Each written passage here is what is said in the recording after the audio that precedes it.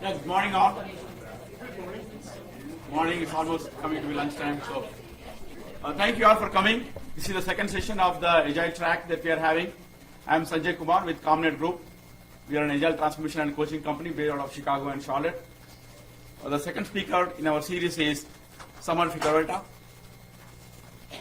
She's going to talk about from intuition to fact, how Agile impacts your business. Summer has over 25 years of experience in the software industry, including stints as a developer, director of R&D, project marketing, and pre-sales. She currently works at CA Rally as a solutions architect, where she helps customers meet and exceed their Agile transformation goals. Please help me welcome Summer from CA Rally.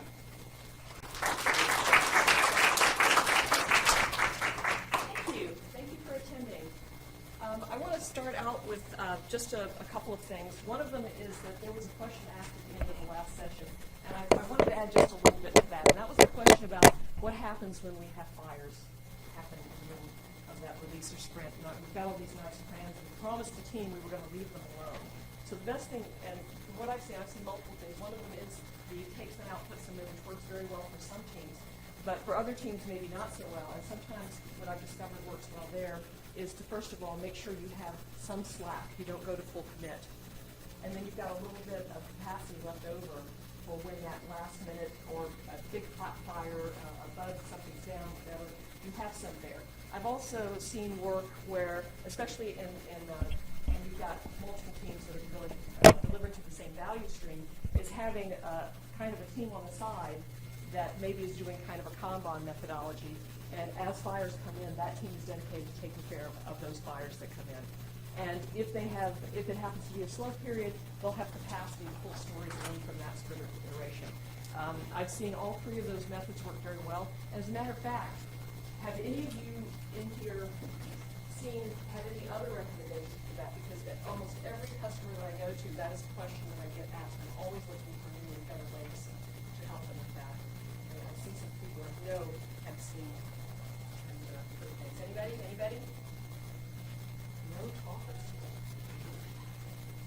Okay, talk a bit louder. Outside voices, no. Got to remember. Can the folks in the back hear me okay? Yeah. All right. So another question that I want to ask, I'd like to know kind of what the context is when I'm speaking in front of a crowd here. So I know you're here because you want to learn about something about Agile. In this case, more about the Agile metrics. But what do you feel is your somewhat level of Agile expertise? And in this case, I'm going to kind of, for my own purposes, use something called the FISTA 5, which is a really great way to get a consensus quickly with the group, but sometimes it also just helps me with their understanding. I want you to, in just a moment here, I want you to show 1 to 5 fingers, where a 1 means I don't know how to spell Agile, and a 5 means I've been working with teams and scrumming for a long time, and I can run this show. So on a scale of 1 to 5, how do you feel your level of Agile maturity is? I have 2s, 4s, 3s, 4s, very good. Any 1s? Still, there's a 1 back there. Okay, a couple of 1s. So some of the things in terminology that I'll be using may be a little unfamiliar, and please feel free to stop me, because I don't want to leave anybody behind.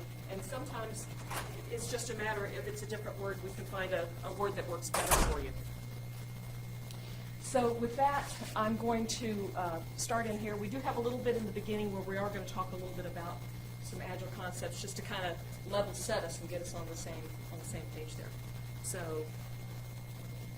let's move on. Okay, why are we here? I just kind of put a blanket statement there. You want to learn something about Agile, but I'm assuming that it's something a little more than that. So who can tell me, why are you here?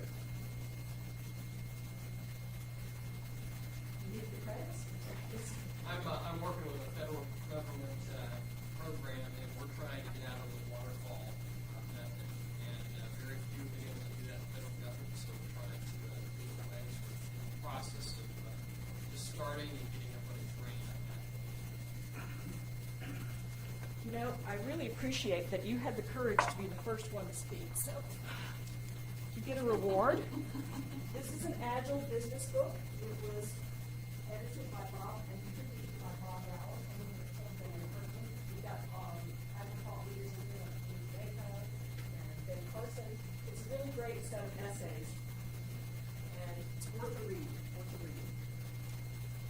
Anybody else want to contribute why you are here, either specifically to this class or to this conference? I've worked in 3 places that were really agile and really crappy agile. Crappy Agile. And so you're coming to this conference because you want to find tips and not tips and tricks. Tips and tricks. A lot of our Tips and tips and tricks. tricks. More of ours is culture. It always is, right? Yeah, culture. Is there a way a person in your kind of rank and file can impact? Maybe not. Well, yes, and no. So we'll talk a little bit about those things. And again, just to make sure that you're in the right room, the primary focus of this particular topic is talking about how do we measure, how do we know how we're doing in standing height? Are we getting better? Are we worse? What can I do looking at how my performance is? What can we do to improve it? And that's a little bit towards the end. And also, as you saw on your little program there, there's that little asterisk that says this is also a tooling demo. That's going to be, any demo that happens going to be at the end, so that people who aren't interested in the commercial can leave and go have lunch. I do realize that I'm eating your lunch, so. Okay, and another voice over here? I'm sort of new on the Agile side, but every project that I'm part of often is they want to switch over to, they want to take away waterfall and Agile. And one of the issues that I've seen is between like infrastructure on the software side, where, what project really makes sense. I want to understand, not all projects can be Agile and be successful. So maybe understanding that side of the house of, how do you evaluate a project and say, let me go waterfall, or let me go Agile? Well, I'm of an opinion that no matter what the project, there's always something that you can take some Agile techniques to, right? And one of the things that I have found that when, especially people very new to Agile, just reading about it and things like that, is they have this thing called Scrum, and it's a framework, and it's pretty prescriptive, and they think that's it. And that's just not true. Basically, Scrum is a starting place, and the expectation is, as you learn more, as you become less stupid, you're going to inspect and adapt, and you're going to improve your processes and the things that you do. But even in a waterfall environment, there are things that you can do that are Agile that can improve what you're doing. And it really, I know that there's some things out there, especially when you're dealing with highly regulatory things and the U.S. government and things like that, you only have so much freedom allowed to you where you're not going to get a contract, right?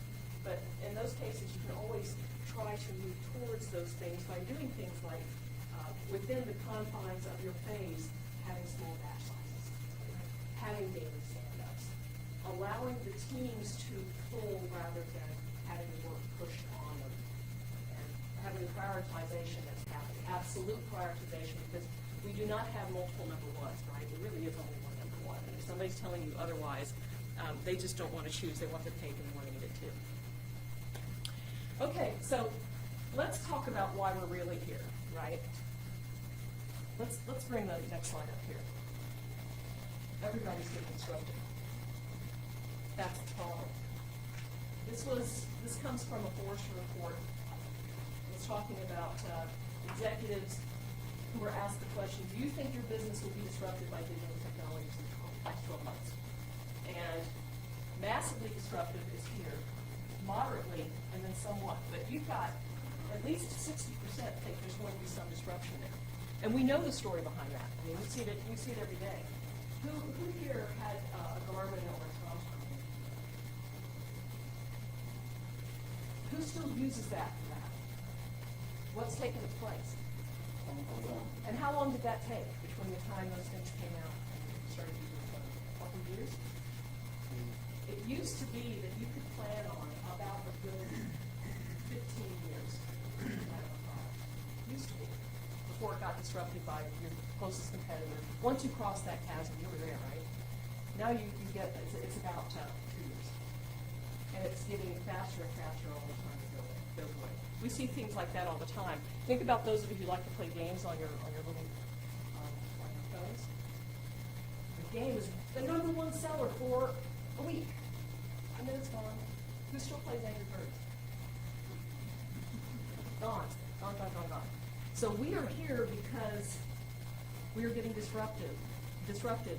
And the way to address that is to be faster, have better quality, better productivity, and understanding what your customer wants. The attention span is so short now, you don't have time to make a mistake. You have to get it right the first time. Next slide. Yeah, and even if you're on top, this is what I was talking a moment ago. It used to be you had a long run with a good product, and you got something itty-bitty. And by the way, any of the references that you see on the slide, if you're interested, cards, I can send you the source of those things. You just don't have the time you used to. So even if you're even leading your industry, you have to stay on top of things. You can't sit up rest on your laurels because you will be out of there. Like farming. So agility is how you counter that, right? And of course, every industry is subject to disruption, and only a truly agile business can respond. And not only, agility is going to help you survive, but it's going to help you really succeed too, right? It's not just survival, it's doing it better and getting more money, doing things faster, getting more money. We like more money, right? Next slide, please. So, you've heard about the Agile lean practices, and it sounds like we have enough people in here who might benefit from just a quick review of some of the things at a real high level, and I'm hoping that you will have discourse with me and give me your opinions and tell me what's working for you, because that's how I've been learning that, right? Is by listening to all the policy sets of folks and listen what their solutions are, because I don't know it all, because I haven't done it all. You don't know it all because you haven't done it all, but together, collaborating together, we can learn more. So, here are some of the notions, and this is part of what the metrics part at the end is going to talk about. How did we decide these things? So first of all, stable teams. Jim was talking about the horrible instance where team members get pulled and put back. It's really unfortunate when you do that because it really can disrupt the rhythm of a team and set them back and things like that. But this is one of the reasons about it. You want to have stable teams, meaning you don't swap them in and out project after project. You have a team, you will work through the team, you don't take a team and put them here and split them up, put some here and somewhere. Oops.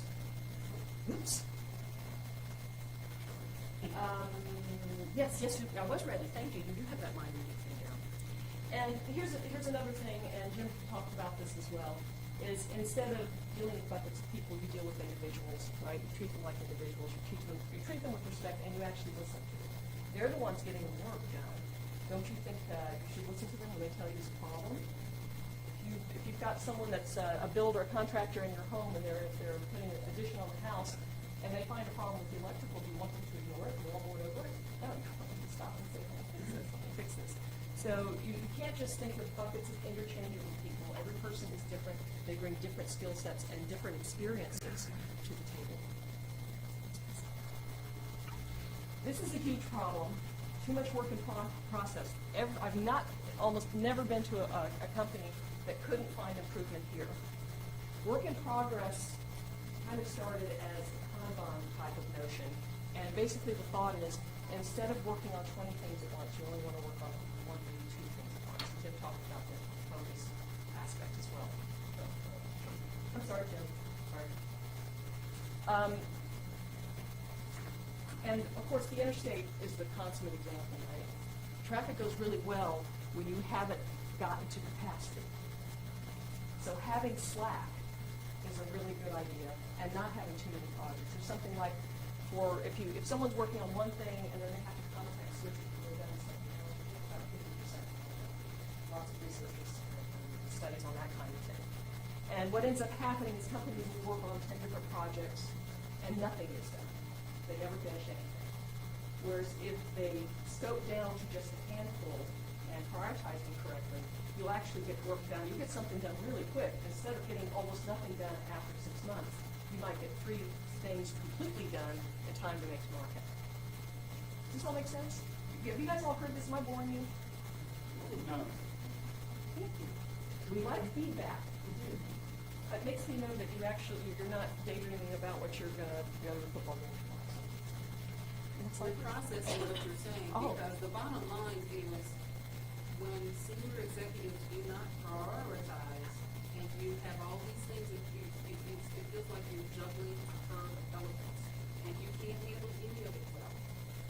That's exactly right, and that's worth talking about, and that's something that we bring up later on. If you do not have the commitment of your executive suite, it's very difficult to succeed with Agile. So that's one of those things, maybe you're not ought to even go there. If you can't convince them it can be done, you ought not go there, because then what happens is sprint becomes little mini death marches instead of one big one. You'll burn the folks out so quick. Well, this though is everybody wants to go fast. And there The- is no What I think another issue is the expectation on the business side. Because they think, they fly in the plane and say, well, Agile, you get everything cheaper, faster, blah, blah, blah.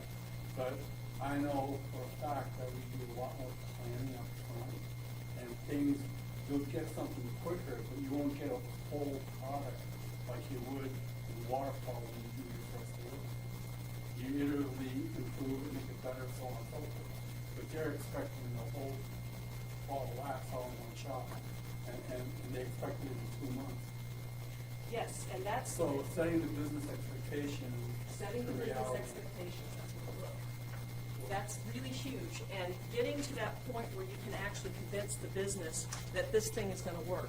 Now, I did a lot of development in waterfall before I started learning about this Agile thing, and I wish to God I had been developing an Agile container framework. That was way That back. would've been cool. That would have been really cool. I probably wouldn't have left development, is what would have happened there. But it's really tough to get the business to make the agreement and trust you enough to say, you know, if you just leave me alone for 2 weeks, let me get this stuff done, it'll be great, and it'll be something that you can use. And you know what? You can change your mind. So instead of 6 months into a project coming in and saying, well, you know, put that all away, we've got this new bright shiny object here, and losing all that time to work, you generally don't lose more than a couple weeks of work. And the other thing too is the senior IT management don't understand fully, they're from the traditional waterfall world, and they'll say yes to whatever the business says, and then all of a sudden it winds up being the worker being the problem. You know, And that's- we're really that's- committed to this. That's what Agile's trying to help. Right, but help that's, solve there. But that's you've got- some of the middle management issues. It's everybody in the enterprise. If only the teams are doing Agile, you are missing out on so much of the benefits. It's got to be something that rolls up and rolls down. And again, it goes back to you have to have executive buy-in because they are willing to rein that thing in and set the boundaries. That doesn't mean that every time we start something, there isn't going to be some unexpected challenge. It's going to happen. It's going to happen. The thing is that we know that things are going to change, and we are primed and ready to do it. And that's why we don't plan too far ahead. Just-in-time planning, just-in-time execution. If you do as little as you can, that's good enough. Has to be good enough, right? But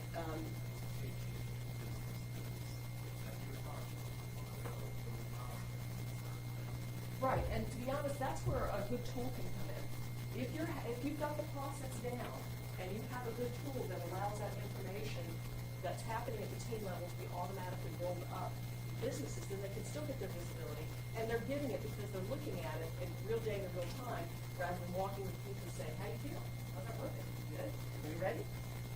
But is there a way to kind of bring some of that information and modern people on fire on the project? There are lots of philosophies about the right way to do it, and I am a big fan of you have to meet the team, the organization where they are. You have to ask where you want to be in this amount of time, and then we agree on a time to get there. If you don't do that, then you're gonna probably have issues. I mean, of course, if you've got the executives coming in and saying, this is the way you're going to do it, and if you don't like it, go find another job. You know, I mean, that happens. But I think that in order to retain good people, who haven't seen what Agile is and understand how to work with it, and you just summarily kick them out, your competitors will get them, they'll take the time to train them up, and then you draw somebody good. But there's definitely a wide range, and it really depends on where you are, what your goals are, and how long you can take to get there. Because remember, we saw how small that disruptive pie is now? You wait too long, and you're gonna be left behind. It affects a lot more than just the IT department. Like Yes. Government, you gotta get all the that's our thing. How do you get the contracting world on board? How do you do the professional law? Well, those are things, especially when you're talking about conventional law, right? I mean, there's not much you can do about that except for think it's important is. But basically, you have to have well-defined boundaries, and you have to make sure that those boundaries allow you to give still the teams the flexibility they need to deliver, self-organize, and deliver in a manner that makes most sense. But also, so on the other side, that the stakeholders have good visibility and understanding. And the thing is often as soon as benefits start happening, they draw on that and go, yeah, I can see already things are going on. And success breeds more success, right? And to show success, it's a lot easier to say, okay, see, we did good here, can we try it over here now too? But again, timing, how long can you afford to not be competitive when all these other companies are popping up, and like Uber, look what Uber has done to the cab industry. Look what Airbnb has done to the hotel industry. Hugely disruptive. See, what's really, I work with Agile, and we have all these reports that we generate automatically. They still want the waterfall. They still want to have all the waterfall milestones. It's really aggravating. We talk a little bit about that later on too when we get to the metrics. Let's go ahead and add anything on there, and you're going to keep me in mind with the time and stuff. Okay, so you've done all the. Let's pretend in that perfect world that we've embraced Agile and we've convinced leadership that it's the right thing to do, and we want to know, are we getting all the money and the resources and everything else we put into this? Are we getting our money's worth? Well, let's say we got Agile running here. How do we know how we're doing? Did this help? Right? Because I mean, that's to me one of the problems of the reputation of Agile is it's often thought as, well, it's just a bunch of fuzzy rule of thumb stuff. And the fact of the matter is it still is all about measurement. You need to be able to measure. If you don't measure, how can you know if you're doing it or not? So anyway, basically what happened is there's this thing that Rally, in conjunction with Carnegie Mellon University, one of our directors at the time, was a PhD student there, along with the Software Engineering Institute and Rally, got together and decided, let's see, Rally's got this Mongo database, and you've probably never heard of Rally, Rally Software, now belonging to Computer Associates, everybody's heard of Computer Associates. Yeah. They acquired us just this last summer. And just for a little self-plug here, this is the coolest story ever to me. Computer Associates had brought Rally's transformation services, where they recognized that they had trouble staying competitive, and they were worried about not making deliveries on time and being relevant in this world, and so they brought Rally in to do a large-scale transformation. And a little while into it, they said, this is so awesome, we're going to buy you. So they bought us, and we have a bigger initiative now. Now the whole Rally team, which is about 400 or 500 people, we're kind of the virus that's been put in there, and we're supposed to help make the rest of CA. Now CA's got well over 1,000. I think maybe close to 10,000 people or something. It's a lot. I haven't figured it out yet. And it's going to be a really fun ride, a fun journey. But I thought that was so cool that they liked us so much that they bought us. And that's enough commercial for now. Okay, so. Okay, so basically, Rally's got this Mongo SaaS, software as a service database. We have hundreds and hundreds of companies that have tens of thousands of teams in there. We've anonymized all the data, and using very respected, well-known statistical models, researched by scientists, extracted some wonderful correlations in here. Now, everybody knows the difference between causal and correlation, right? You can't say with 100% confidence that these things are causal that you're going to see, but they're strong correlations. And we have been using them to help advise customers look at their data and say, see this, these are some recommendations we can make. But let's go in and start looking at some of that. But I just want to let you know that this wasn't something we just made up on our own. We got some really big brains in the room and worked on that. So, doubling productivity. There's almost a 2-to-1 difference between teams that are 95% or more dedicated compared with teams that are 50% less dedicated. That means I'm swapping my teams out for not dedicated. Dedicated teams, you form them, and you let them work together sprint after sprint, release after release, project after project. So if you've got, and this is real numbers here, you can take back to your management saying, hey, look, don't split these teams up. They're just getting together and working well. Think about a sports team, right? A highly interactive sports team. You can't just pick one person out of a basketball lineup and put another one in that's never played together before. What's going to happen? They're going to throw balls and miss them. They're not going to have any of those cool feed and layup stuff, right? And just about any other activity that involves a group of people. So this should make sense on many levels, and we've done the research to show that, yes, 60% better productivity, 60% more stuff getting done, 40% better predictability, meaning I can depend on this much work getting done over time. 60% better responsiveness. What that means is from the time I start until the time I end, it's shorter and shorter and shorter. So, dedicate people to a single team, keep teams intact and stable. This one's tough, right? Only contributing to one team. It's actually, over time, it's become expected that folks in the roles of architects and user experience and those kinds of things, often on their own team, and they get some of their time divided out. But the basic delivery team, as much as possible, you want to stabilize that, and you'll get really, really wonderful results with that. Next slide, please. Okay, this Scrum thing. Teams doing full Scrum have 250% better quality than teams who aren't doing the estimating. Full Scrum assumes that you're doing the regular cadences and that you're doing the estimating. It still surprises me when I go to a customer site and we're trying to do a little tune-up, see how things are going, and I see that they have stories in their sprints and they have no size on them. How is that not a risk? How's that not a pretty big risk? So do that sizing before you go into this team. So, and lightweight Scrum means they're not tasking out. That's part of what Scrum says. It says beforehand, you have your estimation exercises about once a week for about an hour, and you just put these big, small, medium, larges on them and things like that. Just kind of relative sizing. Over time, you'd be surprised at how accurate that is to help you figure out the work that's been done. It was a big shocker to me.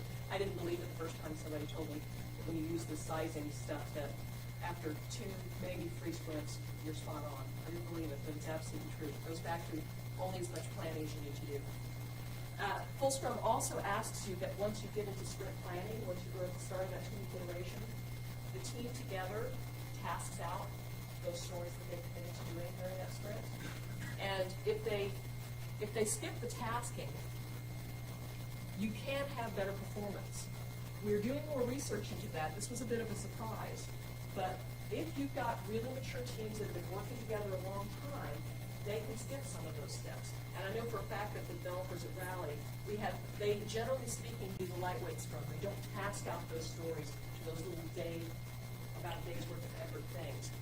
And when a story comes in that they're not confident in, they do take the time to task it out. So basically what they're doing is they're taking that rule of thumb that they used for the story and thinking that, we understand this well enough, we've been doing this long enough, we feel confident we don't have to spend the extra time to take the task it out in that area. But again, we think, and we haven't finished with the research there, that it is basically when you have more mature teams doing that. For new teams, you absolutely want to do full Scrum, without a doubt. You need to get that good basis. It's like when you take up a musical instrument. You learn your scales first, right? Get that foundation down, and then you should be able to leave it behind you at some point. So improving quality by 250%. Who doesn't want to do that? So experienced team may get best results from lightweight Scrum. If you're new to Agile or focus strongest on quality, choose full Scrum. Yes, sir. So what does that mean? What is that based on? I mean, 250%, that means basically they've been delivering crap. Well, I mean, honestly, how do you prove your quality 250%? It has to be, the way we're measuring is defect density. Defect density. And also the other methodologies besides Scrum, of course, there's Kanban, right? How many people are familiar with Kanban? Who's ever heard of Kanban? Okay, Kanban's just it's even loosey-goosey, there's no time boxes, right? And it's very focused on preserving your work in progress. You say, I only have so many things I'm working on at a time, and things like that. And There's really a lot of good reasons to do Kanban. If you get a lot of interrupts, if you're something like a help desk where all day long you're just taking in the next hottest thing, Kanban can be a really good choice. And of course, hardware manufacturing is where that all came from. But Scrum is really wonderful. Okay, cutting time to market in half. This has to do with work in progress. We've talked a little bit about that already. Teams that control what they're working on at the same time. Process time in half, quarter as many defects, but there's a trade-off here. They're a little less productive. So it really depends on what you're doing. If your focus is on quality and time to market, and that's more important than how much you're churning out, then you want to be careful about how much you cut your WIP limit. And everybody can pretty much benefit from some adjustment to WIP limit because we all know that we spend too much time on things. When I was a developer, I'd be deep in the code. I'd be smoking. It was great. And somebody would interrupt me. It was something that, maybe they could have gotten from somebody else. And I want to help, so I go take care of that. And come back 10 minutes later, and it's like, where am I? What was I doing? What was I thinking when I was doing this piece of code? How did I get here? And I'd have to start all the way over again. And it's the same way with that. Think about if you're painting a room, and suddenly you get called away to go, I got to go run to the grocery store and get some milk. And so what happens, if I do the right thing, I clean up all my brushes, and then go, and then come back and start over again. There's a lot of time I lost. If I do the wrong thing by the time I come back, it's all dried out, and I have to throw away these new ones. So just thinking about things like that can maybe help you do that. So productivity drives your bottom line. Don't push it too low. Recommendations is it should always be more than one, because sometimes you get blocked on number one. So you need a number two to go to. Until the number one is unlocked. Next please. Okay. Team size. This was one that was a little bit of a surprise. Although, the 7 ± 2, the 2 pizza team, that's for the most balanced performance. But you can see that based on team size, we saw some interesting things. If you have a very, very small team, the most productivity, but the less predictability and the lower quality. We always talk about, whenever we get a new set of these findings, we always have discussions about what does that mean? Why? Why would we have less predictability? And the thinking is that when you've got a larger team, you have more people that can help out and get you back on track if you start getting behind and that sort of thing. So you have less variance with a larger team than with a smaller team. And that makes sense to me. Somebody gets sick, you can better absorb it. Things like that. Yes? Can you just define team meaning how many is a team of people like I program, Scrum Master, or is it just people that's Right. I've heard it defined many ways. When I think of team, I think of the delivery team members, plus their Scrum Master. I too often see product owners that are sort of creating shares of teams. Although I have seen a nice model that works really well, of where you have a part-time product owner and a part-time Scrum Master, and they work together where the Scrum Master is one of the more technical and the other half of them are actually delivering, and the product owner has enough understanding of what's being done to give direction, but they spend a lot of time in basic business more than they do traditional product owner. So again, Scrum is the starting point, framework. You inspect and adapt to see what works for you. I see all kinds of different permutations. Best case to start with is to have those but always in the super team, always talk about people who are getting the work done. And you talked about, you brought up something that I think is worth a look for. You talked about your testers and your developers. We really like to have cross-functional teams. You really don't want to think about testing versus development. Especially in this really rapid pace, rapid delivery world, and especially with SaaS. Who here is working in a SaaS industry? SaaS model, software as a service. So most of you basically delivering to the cloud. SaaS, like Salesforce.com, like Google. I wonder if you could suggest that we can address the outsourcing to rapid distributed virtual team in relation to Yes. Closing gaps. Yep. Understanding, cultural, and a lot of the times now, because, not always, but the developers will be in India, the architects will be in US, and just wondering how you deal with that in an agile environment. Sure. My recommendation is that if you've got outsourced overseas teams, they should be dedicated, they should be a complete team. You don't want your product owners eight hours away from the other folks. And when I've had people tell me, how can I do this with having these people, half the team here, half the team here, I say, well, you're gonna fail. You're probably gonna fail. Have you seen a situation where you have the exact team composition on both sides of the equation so that you don't understand the right going forward, or is that? The benefits that you get from a team, the collaboration, the conversations together, the being able to help each other, it's hard to help each other when you're on completely different sleep cycles, right? I'm not a fan of that. I think that take an entire team and have it over there. And basically, when you have scrum of scrums, those are kinds of things that have boundaries. And it doesn't say you have no communication with other teams 8 hours away. It's just that you do not want to have all those teams within a time zone. And that's actually one of the other findings that we found that was really interesting when we talk about co-location and the benefits from that. Co-locating within a time zone is more productive than co-locating in the same space. And that's one we haven't completely figured out yet. My own hypothesis is that we're thinking that it's maybe lack of interruptions. It's easy to interrupt someone who's sitting right next to you, and at that point, that comes to that multitasking and good thing, than it is that someone's on the phone. But given the technologies today, where you've got Skype and Rally invests in screens that are bigger than this, where you get into meeting rooms with the same people and you can walk up to each other and hi and all that other stuff. And there's a lot of good things that can help with distribution, physical distribution, but you get outside a couple of time zones and it really, you take a different to it. And like I said, when you're talking about 8, 16 hours apart, I would not sign up to do that. I would find another job. Can I build on that and just ask, what is the maximum time difference do you think that you can still be safe in terms of being successful? Our study says the best comes from within one time zone, right? So Eastern and Central or Central and Mountain. In reality, you do more than that. But what you have to do is you have to pay attention to things like making sure that one team is not always before stepchild and has to be in the meeting at 7 o'clock in the morning on the phone, while the rest of the team is always there at 9.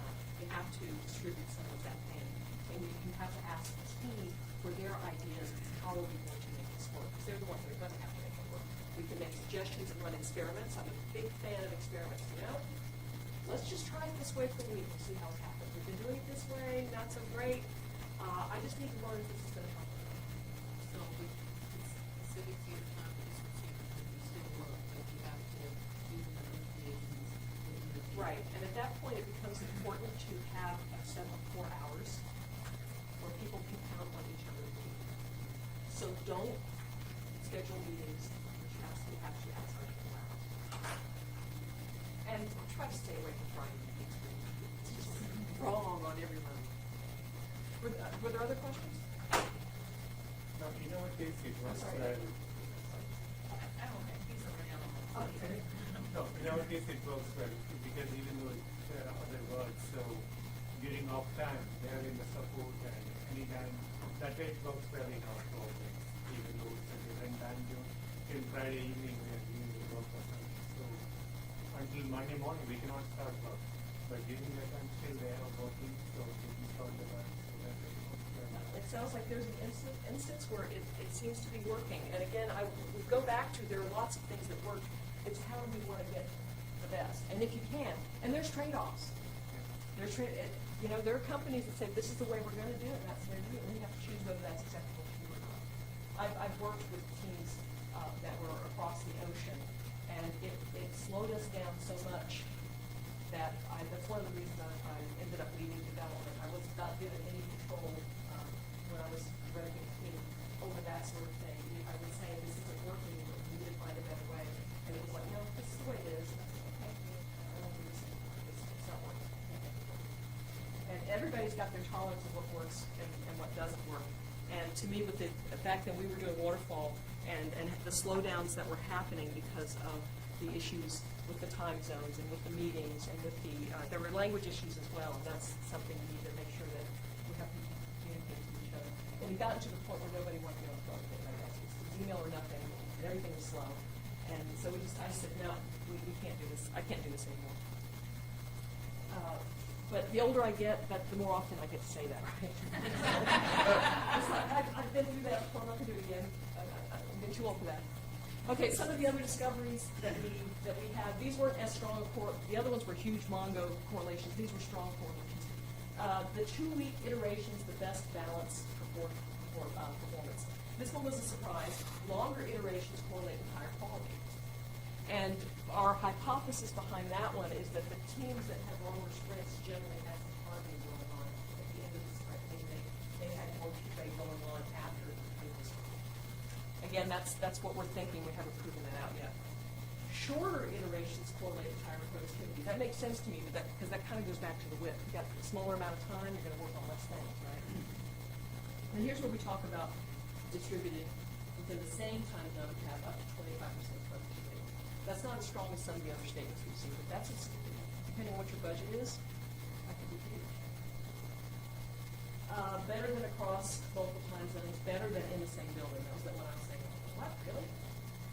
Teamwork is the dominant factor, more than talent, skills, and experience. Having a good team that's working together and that's stable and on the other side. Executive support is critical. Again, if the guys who are paying the bills, if they're not in on this, if all they think of, this is the method, it sounds cool, Agile's cool, let's go be Agile. That's not good enough.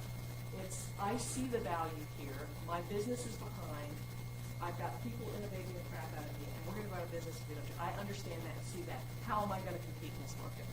When you can have words like that come from your executives, now you know that they've got some support from them. They recognize there's a problem. If they don't see a problem, Waterfall works fine, we're doing just fine the way we are, then you're not going to get change in there. Because what's going to happen is that it gets into that realm of not having a safe place to fail. It's another great thing about Agile teams. You're encouraged to experiment because you learn sometimes more from your failures than you do from your successes. So you have to have a safe place to fail.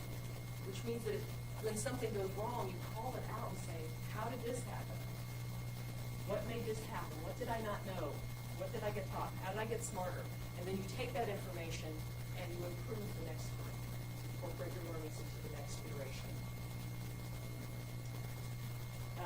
That alignment between your business strategy and team execution is the key. This is something that is a huge problem with a lot of, as I've worked with customers who come in, it's always something that when I ask them the question of how do you know what you're working on is supportive of what the business says? How do you know you're working on what the business prioritizes? And shocking that we're going to say.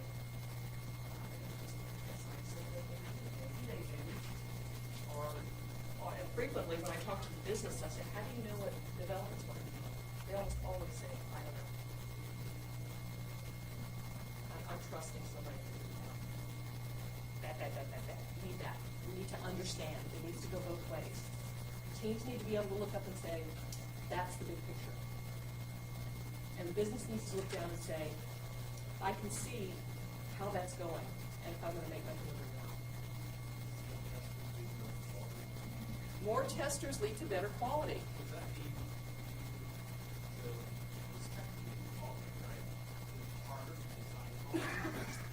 Well, at the end of the day, we want to lead with quality, right? Test-driven development, that sort of thing, continuous integration, all those tools available to us so that quality is thought of as day one. That's why we like the teams to be cross-functional. Because we're thinking, when you're in there sizing stories, you've got folks with testing skills saying, hey, I know you think that's a 3-point story, but I'm going to have to augment my test harness to pull in all these other things here. That's going to take some time. It's a bigger story than you think.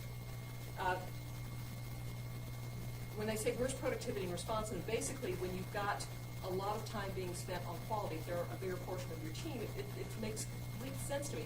There's not writing of code going on, there's testing of code, but you're going to have better quality. So it's a place where you have to make a trade-off.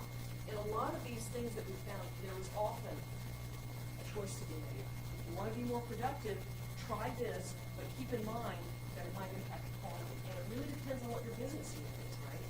if you are Apple, if you are Google and all these other folks, you want to get lots of good things. You want to be the first one with the latest great thing, because the first one often wins. And people can be tolerant of a certain level of error.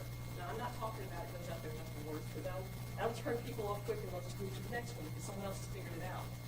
But if that quality has to be fabulous, and we know anything to do with like the automotive industry, transportation industry, you're taking people places. We heard about the train that went off the tracks and it looks like there was some device that could have been replaced. Medical industry, you want that stuff to work. So do you think that old indicating approach to tester is still validating more, or do you think it's changing? I think the thoughts are that you need to have the whole team, as much as possible, needs to be thinking that way. The fact of the matter, in this day and age, all the automation that's going on in testing, you need to have some developers facing your testing. Right? You need to be able to write scripts. You don't need to have all the theoretical background of the classical trained software engineer, but you need to be able to look at the scripts. You need to be able to have discussions at the code level with your developers to understand how you're going to test it and what the expected behaviors are. I see over time them coming closer and closer together. And in a perfect world, everybody's thinking about all of it, and we've all got enough skills to do it. And I think that what's going to take care of part of that is the increasing improvements in automation tools.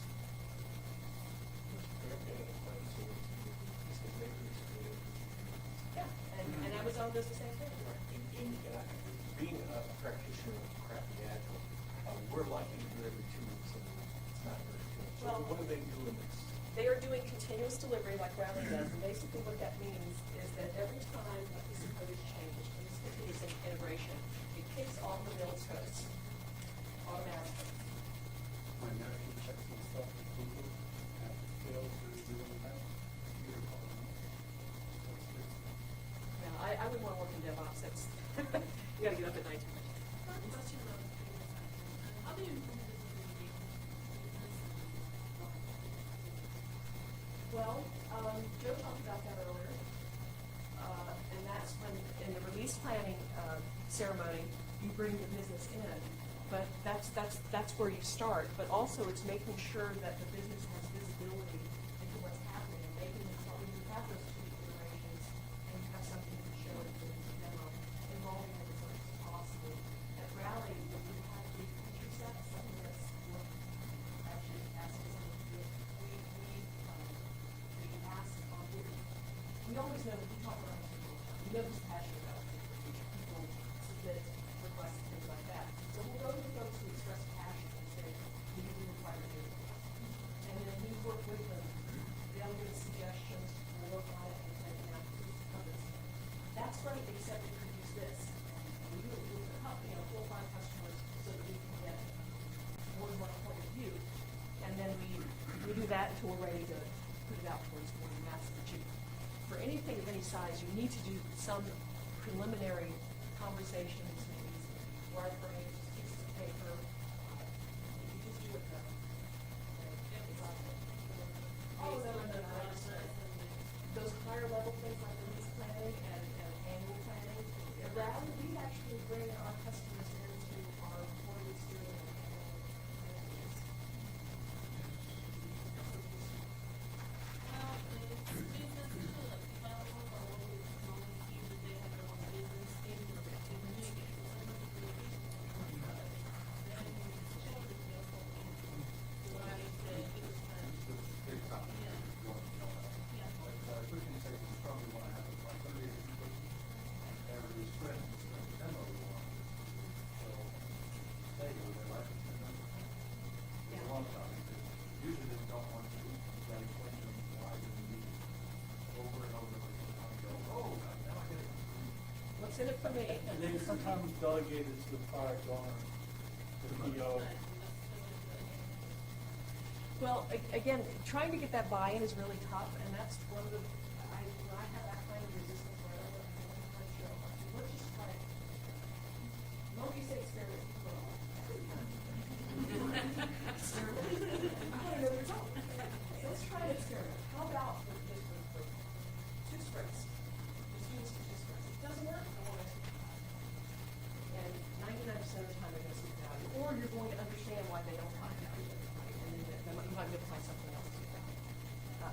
face it, to me especially, when you're trying to convince people to do Agile things or anything, if you couch it in terms of a small experiment, most people are willing to do that.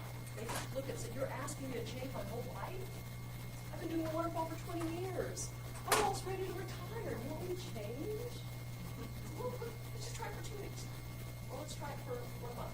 It's, Can you speak to the hybrid environment in that context? Because I see where there's a willingness to do it just like you said, on the prototyping, providing business, and that would be a fully kind of vetted set of requirements.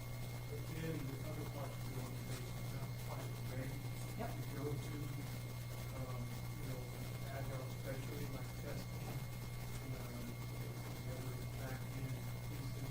Those are the things that I'm curious to see if you've seen that. oh, God. Yeah, almost always. And one of the first things I want to say is that I have found that QA departments have been raising their hands the highest to say, let's try this Agile thing because it pulls quality forward. Because I think one of the problems that QA departments had over time, and I saw this when I was in the waterfall shop, is they get blamed for everything because they're the last one in line. And that's just wrong on every level. And so by bringing that quality forward and making the developers responsible for doing things like building the unit tests and stuff like that, you can help with that. But yeah, when you've got hybrid environments, which we see all the time, and it's, the fact of the matter is, it's a really huge organization. It's really tough to transform all of your one else group. And it's usually from a cultural thing. I mean, there's Dean Leffingwell, who's a thought leader in the space, has this notion of scaled agile, SAFe. Scaled agile framework, it's what SAFe is to the team, the scaled agile framework is to the organization. And, okay, now, damn, I thought it was dropped forward, right? Oh, well, see here, what do we do? Ask your question, please, and I don't remember. On the short time cycle, how do you deal with user acceptance? Even the notion of quality, you might be able to do some topics of, say, the operations assessment. Sure. So everybody's looking for granular defects, a bigger picture of the application doesn't really come out until it hits the users. How do you deal with that typical lack of user acceptance? Sure. User acceptance, hold that thought. We were talking about mixed modes. Let me finish that thought and then we'll go into the hybrid mixed modes.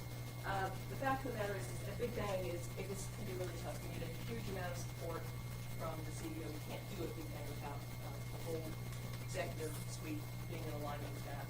And so if you're not going to go big bang, that means it's going to be transitional. And there'll also be teams that are in the middle of things you may not want to stop what they're doing because it's going to make late commitments that be hard to make. There's also acquisitions, and they're doing something completely different. So it is what it is, and again, to me, the best thing to do is look at where do we want to be. Here's where we are, understand where you are, where do we want to get in 1 year, 2 years, whatever your time frame is. And then you kind of work backwards and say, how can we get there? And you can't make stuff up. It's got to be real. And what you do is when you're along that path, you inspect and adapt. Because you know what? That little boundary you put out there to change. But it can be a very slow process. It can be helped with tooling. And the only reason I say that because tooling is never the answer. If you don't fix your process, it's just going to make you want to buy another tool, spend more money on something that's not going to come. You need to have a tool to give you, you've got all this stuff all over the place to try to help you get all the information together, controlling some of the information that you're not doing. You could also use it to compare, if you're collecting the right metrics, and we need to get to that pretty soon here, that's why we showed up, right? We need to be able to compare, is the teams doing things the way they're now? Are things better? Are we putting stuff out faster? Are the teams happier? Who here has trouble hiring leads? Everybody? You guys have no trouble hiring technical talent? Exactly. So if you're making your technical teams miserable by putting them on death marches all the time, by not giving them sustainable pace, by not giving them the ability to participate in the process of building what you ask them to build. You're going to piss them off and they're going to go work someplace else. Every one of my customers asks me, do you know anybody that we're trying to hire to make it into this? Go to a lot of meetups. At this point, all I can say, it's really tough. And so, is that satisfactory? And then it was user acceptance was the next question, right? Acceptable. Okay, now let's use Roman voting. That's another quick consensus deal. If we want to talk about user acceptance and the problems of getting them engaged, I want a thumbs up. If you don't care, whatever the group wants, thumbs sideways. I want to go on to metrics, thumbs down. So a lot of thumbs down, sideways. Okay, great, awesome. Wasn't that faster than asking everybody? Okay, so next slide, please. Okay, so how do you measure how you're doing? This is almost the whole point. We've been setting the stage for a long time, very carefully. And I say that tongue in cheek and with complete sincerity. Metrics are a terrible weapon to use against somebody. People will do what you incentivize them to do. And if you tell them they have to meet certain metrics, they're going to change their behavior, and not always in a positive way. We've all heard this story. Everybody's seen the Dilbert cartoon, right? That says you'll get paid for every defect you fix. What am I incentivized to do? Great stuff. And my personal feeling is that's one of the, and we've heard the stories, right, with these standardized testing about how there have been incidents where there were things done so that the test scores could go higher, even though real learning was happening. But when we get measured on what the test scores are, that's what's going to happen. So you have to think about these things. What am I measuring, and what am I going to do with it? Next slide, please. I just took this high level, just a little high level. I wanted to spend a few minutes on it just to make sure that you think about these things before you take these metrics and use them in a foul and evil way. This comes from a paper called 7 Deadly Sins of Agile Measurement. The first version was put together by Larry Mascheroni. He's the fellow that used to work at Serena, that was a PhD student at Carnegie Mellon, and did the bulk of metric work along with the Software Institute and Carnegie Mellon and Raleigh. So I want to make sure that you got credit here. But I have a white paper if you want it. It goes into really depth in here. But one of the terrible things you can do is manipulating others, trying to change behavior, whipping them over the head with their metrics. Because again, people do incentivize them too. You have unbalanced metrics. Unbalanced metrics means you're not really seeing the big picture. We all know we can do with statistics, right? So make sure you understand. You can make it go either way for yourself if you want to, so be really, really careful. Quantitative idolatry, those metrics are all you need. You don't need to have any conversations with anybody. I can look at that number and know exactly what's going on. And of course, that's crazy. You want to have conversations with people because, to me, a metric is I'm going to be able to look at it and say things look like they're going okay, and so I'll probably leave that one alone. Although we all know that some things look like they go okay and they're not. If something shows up wrong, I'm going to drill down and find exactly where the problem is. Especially when you're looking at aggregates, right? An aggregate gives you an overall picture, and if you don't know any of the details that are going on underneath, you really need sorry. Overpriced metrics. This is where it costs more money to collect the data than any benefit that you could probably get from it. We've all done it, right? I'm very guilty of that. I'll spend hours trying to find the best airplane price. Save the company $10. It's like, that wasn't worth it. I should have been doing something else. Lazy metrics, where you don't take the time to figure out what's underneath these numbers that you're looking at, what does that mean? Bad analysis is drawing terrible conclusions. Again, you can't just take the metrics based on, you need to actually understand what's being collected and why. Unclear usage. What is the purpose of this metric? Why am I looking at it, and why am I basing a decision on it if it's not really clear what's going on here? So again, there's a great big white paper out there, the whole session in and of itself. If you're interested in it, feel free to either get my contact information off the slides, or I've got cards and that sort of thing. Okay, so now that we have had our disclaimer here about how not to do evil, let's go on into the insights. These are just screenshots. We're not going to have time to do a live demo. That said, we can, if you're interested in seeing more, knowing more, just let me know. We'll take it from there. So anyway, this is what you see in the Rally product. basically, all that work we did with Carnegie Mellon and with Software Engineering Institute on our database, we make a module available to our customers so that they can see how this looks on their data. This first chart is just kind of a big summary chart. And one of the nice things that I like about it, a lot of good thought for you is how do you measure one against the other? Given that people are using different practices and doing things a little bit differently, and how can you have some confidence that you're doing comparison? So instead of comparing A to B, we chose to use percentiles. How are you comparing to other teams? And here are the four major places that we're looking. We're looking at responsiveness, how quickly can we get it through, the quality, defect density, productivity, how much work am I getting done, and predictability. Can I say with some certainty how long it takes me to get something done? Next slide, please. Okay, so this is what we currently have. This, again, is another screen. It's a summary screen where we can see the different size blocks and stuff like that. So this is what we're looking at. Productivity being throughput, how fast do I get stuff through. Predictability, stability of throughput, responsiveness, the time and process, how long it takes to get through the whole system, and that defect density. Next. Well, there's that one I'm going to have to go think. I think it's probably after the sprint ends. Because there's some people who don't they don't track defects during the sprint. They just assume they're going to be fixed because you're working through them. Okay, so this is an example of the screen that shows productivity equal throughput. This is on some real data. And this is how we calculate it. The count of user stories completed in a given time period.